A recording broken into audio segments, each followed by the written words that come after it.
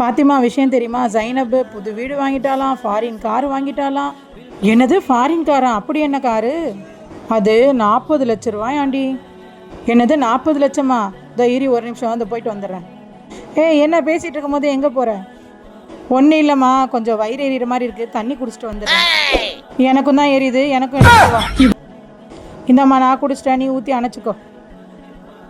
குடு கொஞ்சம் அணைச்சிக்கலாம் தண்ணியை குடிச்சு. அவளுக்கு மட்டும் பணம் எங்கேருந்து கொட்டுது?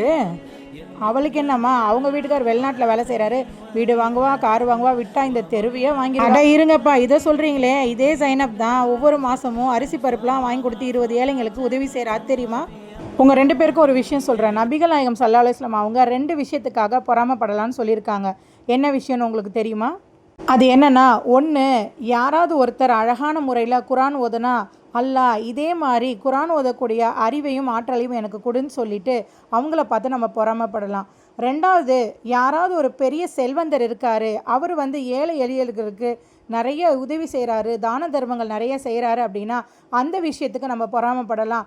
அல்லாஹ் இதே மாதிரி எனக்கு செல்வத்தை கொடு, அதே மாதிரி இவர் எப்படி மற்றவர்களுக்கு உதவுறாரோ அதே மாதிரி நானும் உதவணும்னு பொறாமப்படலாம். மற்றபடி இந்த மாதிரி மற்றவங்கள பற்றி பின்னாடி பேசுகிறதும் அவங்கள பார்த்து மற்ற விஷயங்களுக்காக பொறாமப்படுறதோ இருக்கக்கூடாது. இனிமேல் இந்த மாதிரி நீங்கள் யாருமே செய்யாதீங்க, சரியா?